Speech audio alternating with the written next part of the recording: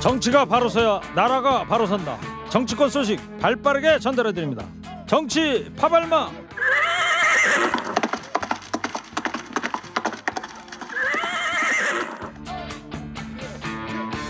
네, 오늘도 힘차게 달려보겠습니다.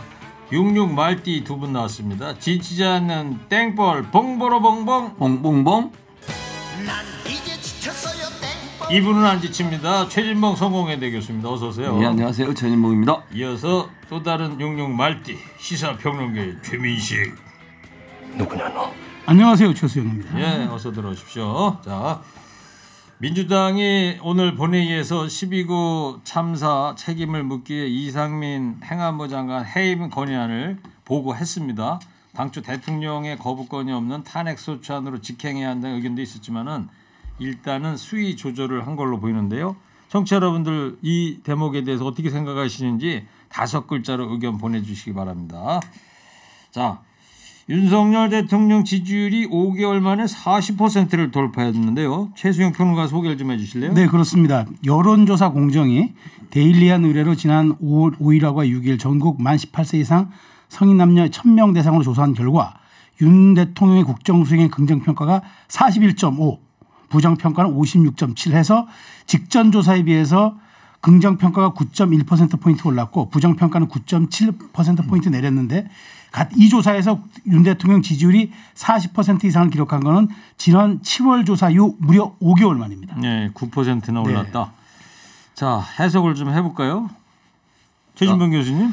이거 지금 공정의 여론조사 결과잖아요. 뭐 특히 어느 여론조사 기관을 제가 뭐 지정하고 싶진 않고요. 다만 공정이 계속 여론조사 결과를 보면 대체적으로 윤석열 정부나 윤석열 대통령에게 좀 더 긍정적인 평가가 많이 나오는 다른 여론조사에 비해서 그런 경향성을 보여주고 있다는 부분은 지적할 수밖에 없을 것 같습니다. 그래서 일단 뭐 이렇게 나왔으니까 추후에 이번 주말 내일 이제 갤럽에서도 여론조사 나오지 않습니까? 모레 나오죠? 네. 내일 나오죠. 내일 금요일 나오니까 그거 한번 보고 비교를 해봐야 될 것 같아요. 그래서 일단 추이 자체는 상승세가 있는 것 같아요. 그러니까 그 전보다는 올라간 건 맞는 것 같고 여기 이제 9.1%라 갑자기 상승을 해서 이 부분엔 약간 좀 이게 조사가 어떻게 되는지 살펴봐야 될 것 같은데요. 네. 현재 상황으로 보면 윤석열 대통령의 이제 뭐 예를 들면 강공책, 강경 대응 이런 부분들이 지지층을 결집하는 데 영향을 미치고 있지 않나 이렇게 보여진 것 같습니다. 예, 강경 대응이 지지층을 결집하는 걸로 해석을 했고요. 최수영 평론가는 어떻게 해석합니까? 강경 대응의 지지층만 결집해서 9.1%포인트 오를까요? 저는 윤 대통령의 원칙주의에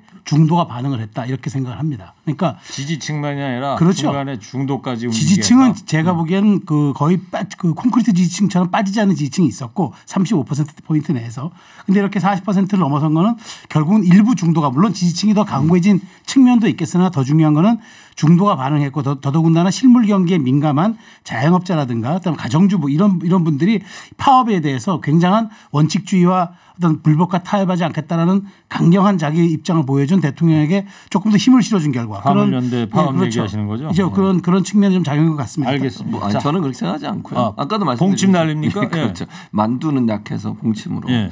9.1%의 이 상승은 이건 좀 이런 표현 튄다라는 표현을 좀 쓰잖아요. 그래서 일반적인 상승의 어떤 속도하고 다르게 나왔기 때문에 다른 여론조사 결과를 저는 비교해야 된다고 생각해요. 그러니까 뭐 공정은 나름대로 나왔으니까 제가 거기서는 더 이상 비판 안 하겠는데 그 외에 다른 여론조사 결과가 어떻게 나온지를 지켜봐야 된다. 지금 이 9.1%가 국민의 여론을 100% 다 반영하고 있다고 보기는 어렵다고 저는 보고요. 내일 그건 봐야 된다. 네. 그리고 이제 강경 대응이 중도층까지 이끌어왔을 거라고 주장하시는 부분은 저는 동의할 수 없고요. 저는 이제 보수 진영 중에 윤석열 대통령 지지를 철회했던 분들이 일정 부분 좀 결집하는 양상이 아닌 것 같아요. 저도 짧게 한마디. 시작부터 봉침 날리고 짧게 한마디. 만두도 던집니까? 아니 그럼 만두 던져야죠.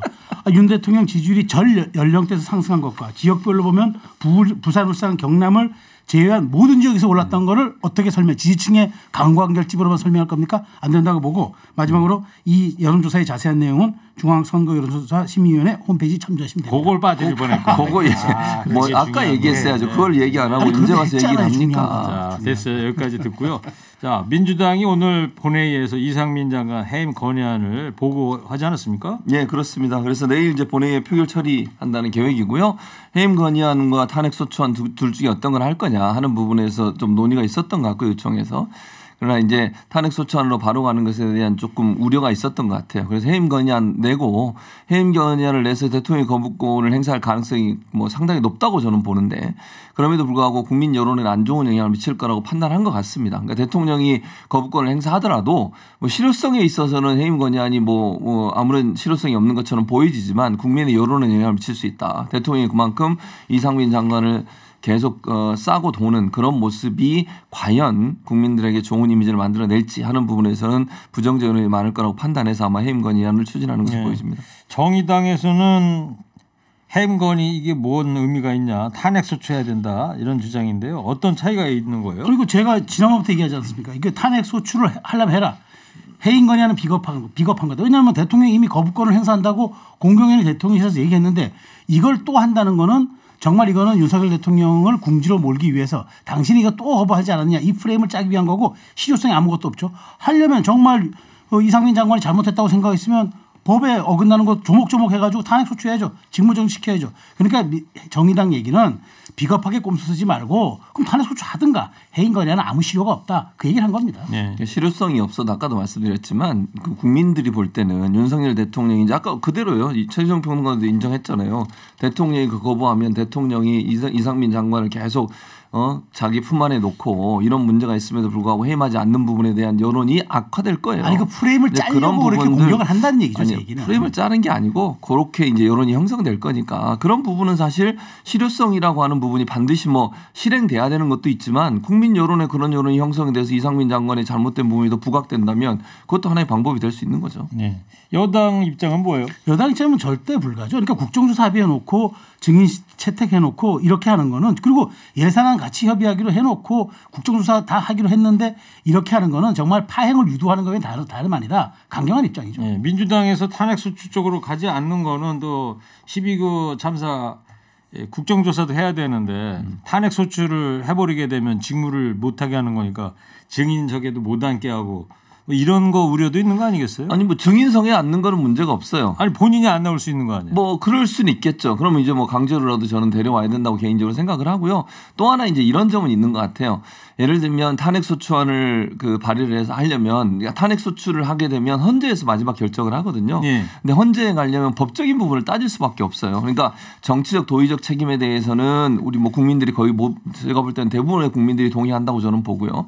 이상민 장관의 잘못에 대해서 다만 법적으로 어떤 조항이 어떻게 문제가 되느냐 하는 부분들을 따지기 위해서 국정감사를 통해서 질의 과정에서 그런 부분들을 좀 더 촘촘히 쌓으려고 하는 의도도 있지 않나 하는 생각이 듭니다. 그래서 국정조사 과정에서 이상민 장관 불러서 질의하면서 법적으로 어떤 책임을 물을 수 있는지 부분들을 질의하고 답변받는 과정에 좀 더 촘촘히 쌓아서 그걸 기반으로 해서 아마 탄핵 소추안까지 가지 않을 그렇게 생각합니다. 알겠습니다. 자, 여당이 21대 국회 후반기 상임위원장 5곳을 재분배했는데요. 행안위원장 후보로는 장제원 의원이 선출이 됐네요. 그렇습니다. 이게 저희가 이제 보면 국민의힘에서 이제 5곳을 했는데 나머지 4곳은 전부 단수 후보로 갔고요. 정보위원장만 복수 신청해가지고 경선 갔는데 결국 박덕흠 의원이 이겼어요. 그런데 눈길을 끄는 거는 이제 장제원 의원이죠. 왜냐하면 이게 행안위가 사실 하반기 국회에서는 가장 뜨거운 전선이거든요. 경찰 개혁이라든가 뭐 지방시대 이쪽 그다음에 이번 그 헬로윈 참사 이쪽 당등 이걸 다 행안위가 지금 격전지가 될 가능성이 높은데 장제원 의원도 이걸 아는지 그랬어요. 아무도 신청하지 않는 거 보니까 내가 가서 열심히 싸우라는 얘기인 것 같아. 내가 가서 하여튼 저 열심히 최선을 다 안전한 대한민국 만들기 최선을 다하겠다 했는데 또 장제원 의원은 이거 마치잖아요. 내년 6월 달 또 과방위원장을 또 맡아요. 이게 지금 1년씩 돌아가면서 맡기로 했기 때문에 여야가. 그래서 장제원 의원은 정말 총선 직전까지 가장 여권에서는 핫한 그 정말 상임위 2곳 위원장을 역임하게 돼서 이게 더 사실 주목거리가 되고 있습니다. 후반기 상임위원장 임기는 언제부터 시작이 되나요? 내년 6월입니다. 내년 6월부터. 예. 그러니까 정청래 위원장 다음으로 하는 거죠. 네. 자, 이상민 장관을 이 적극적으로 이제 감싸지 않겠습니까? 그러겠죠. 왜냐하면 지금 뭐라고 얘기하면 장제원 의원이 어젠가요? 언론 보도에 따르면 법원이 현장 책임자 맞이만은 서장의 구속영장이 발부가 안 됐거든요. 기각이 네. 됐거든요. 그걸 그랬죠. 얘기하면서 사실과 증거가 명백하지 않다고 말하는데 이상민 장관의 책임부터 묻고 탄핵을 운운하는 것이 가장 긴 한 일이냐. 이상민 장관을 보호하는 발언이잖아요. 네. 근데 이 발언이 저는 경찰서장이 구속이 안 됐으니까 이상민 장관은 책임 없다는 어떻게 거예요. 그 위에 있는 사람한테 책임을 묻느냐 뭐 그렇죠. 이런 취지인가요? 그럼 이런 논리라면 장정훈 의원은 이런 논리라면 이렇게 제가 물어볼게요. 그럼 경찰상도 책임을 안 지고 이상민 장관도 책임 안 지고 그럼 밑에 있는 경찰 직원들만 책임질 겁니까? 지금 예를 들면 뭐 경찰의 하위 직급, 소방관들 하위 직급 이런 사람만 책임지고 끝이에요? 경찰상도 책임 안 지고 이 논리라면 저는 구속이 안 됐다고 해서 이 사람이 이임재 전 서장의 책임이 없다고 보지 않아요. 저는 법정에 가면 분명히 처벌받을 거라고 보는데 이런 말을 하는 것 자체가 그러면 저 서장도 책임 안 져, 행안부 장관도 책임 안 져, 누가 책임지는 겁니까 대체? 밑에 있는 현직에 있어서 실제로요 출동한 사람들은 그 사람들이에요. 지시받고 출동한 사람은 늦게 갔다고 뭐라고 할 거면요 지시를 왜 그때 했는지를 물어봐야 될 거 아닙니까? 현장에 간 사람들 처벌하고 현장에 가지도 않고 제대로 지시도 안 했던 사람들은 다 빠져나가고 이런 식의 행태가 정재훈 의원은 어떤 의미에서 이런 얘기를 하는지 모르겠어요 이해를. 네, 이상민 장관이 지난달 말 12구 참사 유족 일부하고 개별 접촉 시도하고 단체 만남은 사실상 거절한 정황이 이제 드러나서 논란이 일고 있는데요. 이 두 분 어떻게 생각하십니까? 최시영 평론가. 저는 뭐 사실 이상민 장관이 이제 이 개별 단체를 접촉하지 않은 거는 뭐 그냥 세력화에 대해서 뭐 여러 가지 우려가 됐기 때문에 이런 보도는 아니고요. 제가 보기에는 개별 접촉을 하면서 가장 그 개별에 대한 이야기를 그러니까 각각의 개인들에 대한 이야기를 다 들어주고 하는 게 오히려 더 현실적이고 오히려 더 효율적인 좀 말하자면 지원 대책 마련해주고 그런 것들이 그 소통이 아닌가. 저는 단체로 안 만났냐 왜 개별을 만나고 단체로 안 만나냐 이 점에 대해서 저는 지적하는 건 약간 좀 모순된 지적이 같아서 너무 과도한 공격 같다는 생각이 듭니다. 아이 참 제가 말씀드려볼게요. 지금 몇 명을 만나는 거잖아요. 한두 명 전화한 거예요. 그러면 158명 그 사망하신 분들의 유가족들을 다 만나는 계획이 아니었잖아요. 그중에 몇 명만 본인이 골라서 전화를 한 거예요. 왜 고르냐는 거예요. 무슨 기준으로 어떤 사람을 선택을 한 거예요 대체. 그건 최 교수님이 골랐다고 얘기하지만 거긴 또 합당한 자기 또 전화 걸 만한 기준들이 있었을 거 아닙니까? 그 기준이 뭔지 그럼 밝혀야죠. 예. 그러니까 말씀하시는 것처럼 몇 명만 접촉을 했다고 하면 어떤 기준으로 그런 사람들을 선발했는지 궁금하고요. 더 황당한 것은 카페에서 만나자고 전화를 했다는 거예요. 아니 뭐 편의를 위해서 한다는지 아니 행안부 장관이 공식적으로 어떤 그 피해자 유가족을 만나려면 행안부에서 만나든 장관실에서 만나든 아니면 공식적인 행사에 거기서 만나야 되는 거 아닙니까? 네. 왜 집 옆 카페에 가서 그걸 만나서 조용히 만나려고 했습니까 대체 무슨 의도로? 뭐 장소를 가지고 그렇게 시비 거는 거는 장소도 아니 예전에 행안부 안에 공식 시설물이 있고 또 공식화 시켜서 그분들과 대화하는 면도 기록에 남겨야 된다고 저는 생각해요. 알겠습니다. 그러니까 예를 들어서 집 옆에 카페에서 만나서 어떤 얘기를 하는지 내가 모르겠는데 그런 식의 접근 방식 자체가 저는 잘못됐다고 과거 정부 비교하고 싶지 않은데 문재인 정부 때도 청와대 행정관이 육군 참모총장을 카페에서 만나가지고 서류 주고받기도 했어요. 그러니까 육군 참모총장을 만나는 게 아니잖아요. 지금 피해자 유가족을 만나는 것이고 여기까지 장소를 가지고 너무 과도한 여기까지 듣겠습니다. 네. 청취자분께서 판단하시리라고 보고요. 유가족의 대표를 만나든지 그러려면 몇 명을 만나려면 소수를. 네. 자 오늘은 민주당이 이상민 행안부 장관에 대해 탄핵 소추안이 아닌 해임 건의안을 보고한 것에 대해서 여러분들의 의견을 받고 있습니다. 5글자로 그냥 끝내버렸. 거부권 설마 아마 안 될걸. 해임해봤자 스스로 사퇴. 제발 떠나라. 민주당 눈치 보지 말고 아니다 싶으면 확실히 해라. 아니면 또 반면에 현명한 선택이다. 이런 의견들 보내주셨습니다.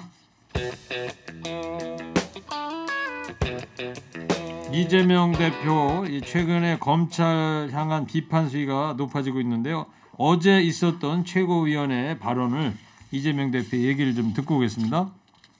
제가 요새 그 호를 CR로 바꿔라 하는 얘기를 많이 듣고 있습니다. CR도 안 먹힌다. 이 CR의 C는 C줄이 안 먹힌다.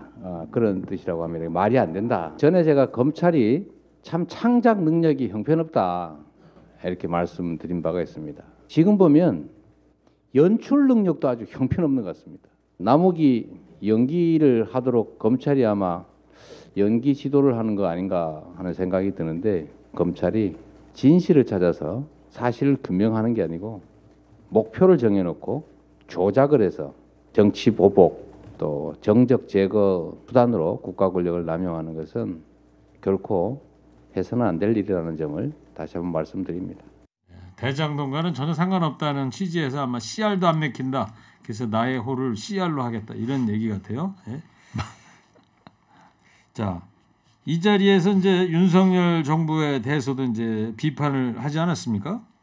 네, 비판을 했죠. 지금 말씀하신 것처럼 첫째는 이제 본인의 수사에 대해서 남욱 변호사가 지금 발언을 한 내용들을 보면 대체적으로 직접 본인이 경험하거나 본 것에 대해서 얘기하지는 않고 전부 들었던 얘기들을 전언을 전하고 있거든요.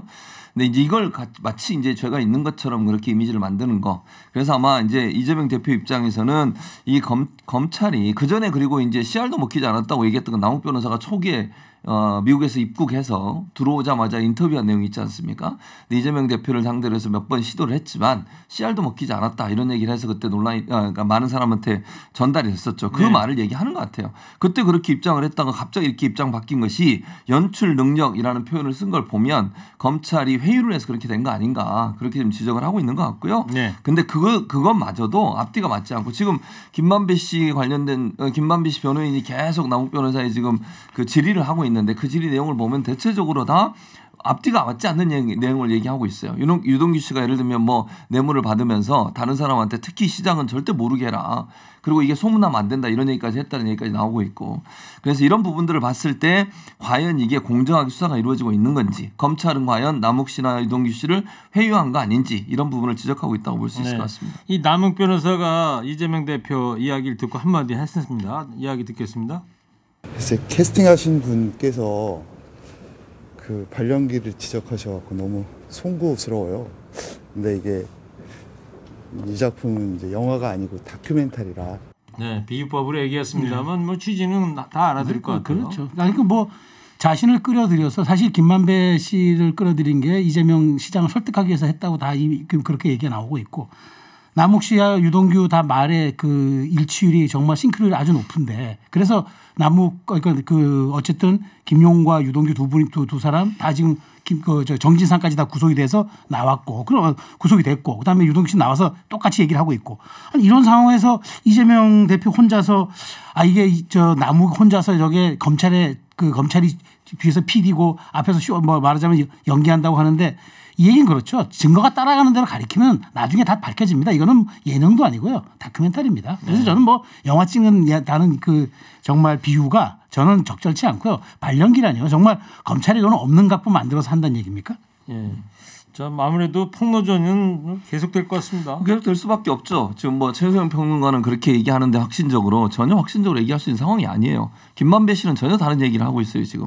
그러니까 두 사람 얘기만 하고 있잖아요. 예를 들면 남욱 유동규 이 두 사람은 그렇게 얘기하고 있어요. 두 사람이 풀려나자마자 입에서 무슨 뭐 여러 가지 얘기들을 하고 있는데 그 내용들을 보면 실제적으로 그 전에 했던 내용과 전혀 다른 180도 다른 얘기를 지금 하고 있고요. 김만배 씨는 거기에 대해서 정면 반박하고 있습니다. 근데 이런 상황에서 누구 말이 맞다고 단정적으로 어떻게 얘기할 수 있냐는 거예요. 그리고 지금 현재 검찰이 갖고 있는 물증이라고 하는 것은 유동규 씨한테 돈이 넘어간 것 정도까지 갖고 있어요. 유동규 씨에서 김용이나 정진상이 갔다는 어떤 증거도 나온 게 없습니다. 물적 증거도. 이 두 사람의 발언 말고는. 네. 두 사람이 거부하고 있을 뿐이에요. 지금 그러니까 아니 그 두 사람이 얘기한 것도 다 전에 들은 거예요. 김만배 씨한테 들었다는 거예요. 그럼 김만배 씨는 준 적이 없다는데 그러면. 손아동인 이론은 자기 거라잖아요. 그러니까 그렇게 충돌되는 상황이라면 얘기한 증거도 아니, 진술도 법정에 산 게 있어요. 그거는 그렇지 않고요. 그래서 저는 이 상황에서 어떤 사람의 말이 맞다라고 단정적으로 얘기하는 것 자체가 대단히 부적절하다고 생각해요.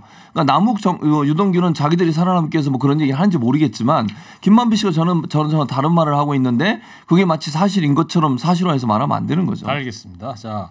오늘 민주당이 이상민 행안부 장관에 대해 탄핵 소추 아닌 해임 건의안 보고한 것에 대해서 청취자 여러분의 의견 5글자로 받고 있습니다.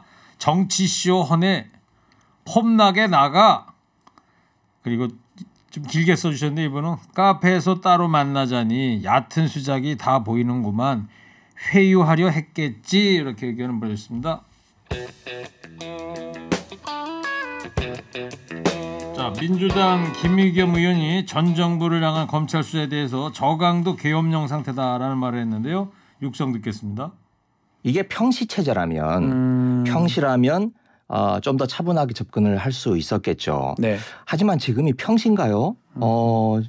역대 어느 정권이 지금처럼 야당 파괴에 나선 적이 있었습니까? 저는 지금은 거의 저강도 계엄령 상태다 이렇게 생각을 하고 있습니다. 왜 제가 저강도 계엄령이라고 생각을 하냐면 그때는 이제 군인들이 계엄군이었다면 지금은 군인은 아니지만 검사들이 계엄군 역할을 하고 있고 그리고 당신은 별 4개 대장들이 뭐 계엄사령군을 했다면 지금은 한동훈 법무부 장관이 계엄사령군 역할을 하면서 계엄군을 지휘하고 있는 거 아니겠어요? 네, YTN 박지훈의 뉴스킹 인터뷰 육성 컷인데요. 한동훈 법무장관이 계엄사령관 역할을 하면서 문재인, 이재명 일망타진 수준으로 검찰이 나서고 있다 이런 취지의 발언을 했는데 자, 최재형 평론가님 어떻게 들었어요? 그러면 문재인 정부 초기 때 그 보수 정권 인사들 2,000명 소환하고 거의 1,000명 가까이 뭐 구속 수사하고 했던 거 다 어떻게 설명할 겁니까? 그때는 야당 파괴가 아니었고 정의 실현이었나요? 저는 이렇게 생각하지 않습니다.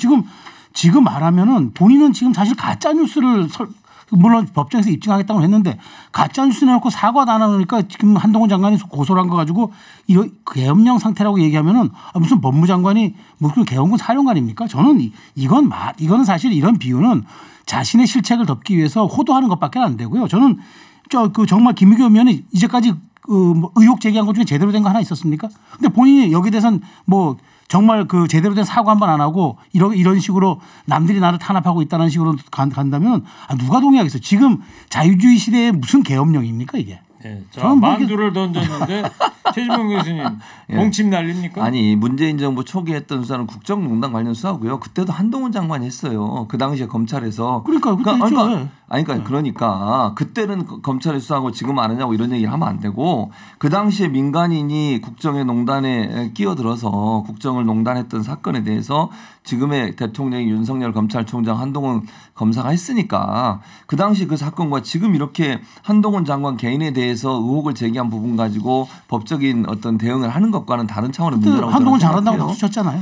아니 그러니까 그 당시 한동훈 잘했죠. 그 당시는 이제 지금이 문제인 거죠. 그러니까 지금의 이 사안이 그 당시의 국정농단 사건과 동일한 선상에서 연결될 수 있는 부분은 아니라는 말씀을 드리는 것이고 저는 이렇게 생각해요. 한동훈 개인 본인의 어떤 억울함을 풀기 위해서 법적으로 호소한다. 뭐 그럴 수 있죠. 법적으로도 허용되어 있는 부분이고 다만 이런 부분들이 결국은 그 이해충돌의 위험성이 있어요. 법무부 장관은 검찰의 사무를 관리 감독하고 검찰 인사에도 개입할 수 있는 여지가 있는 분이시잖아요. 그런 분이 검찰의 수사를 의뢰하고 아무리 본인의 일에 대해서 이렇게 되면 과연 검찰들이 물론 뭐 잘할지 모르겠습니다만 공정하게 잘 수사를 할 수 있을까. 그래서 저는 법무부 장관의 직책을 갖고 이렇게 개인적인 문제 가지고 법적 처벌을 자꾸 그 고소고발을 남발하는 것은 저는 바람직하지 않다고 생각해요. 본인이 뭐 옷을 벗고 하면 모르겠지만. 최수영 평론가님에 대해서 한 청취자께서 이번 말은 맞음 편들어 주시는 청취자. 이번 말은 맞음. 한동훈 장관의 입장은 어떤지 들어보겠습니다. 헌법과 법률을 초월하는 의미의 통치행위라는 건 민주국가에 존재하지 않죠. 다들 아시지 않습니까? 네, 김대중 전 대통령께서 관여한 것이 드러난다면 유감스럽지만 책임을 지셔야 한다. 이런 말씀도 하셨던 걸로 좀 기억하는데요. 네, 어떻게 들으셨어요, 최수영 교수님?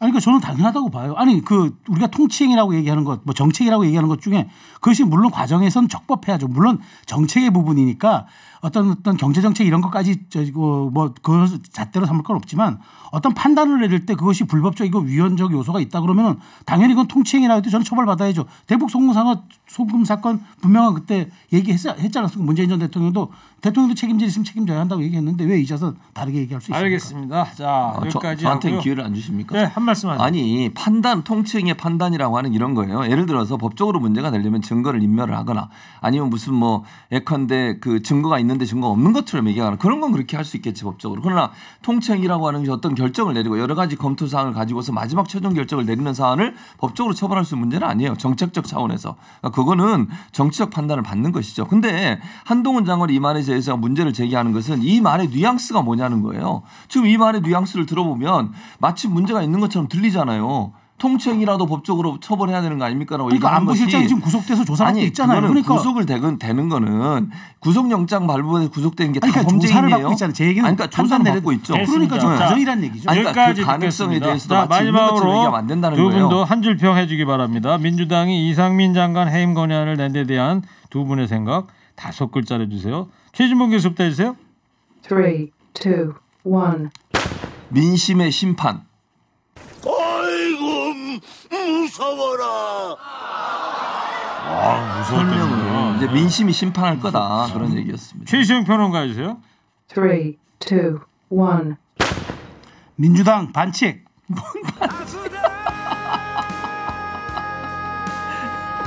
두분 오늘 다 아주 매섭습니다.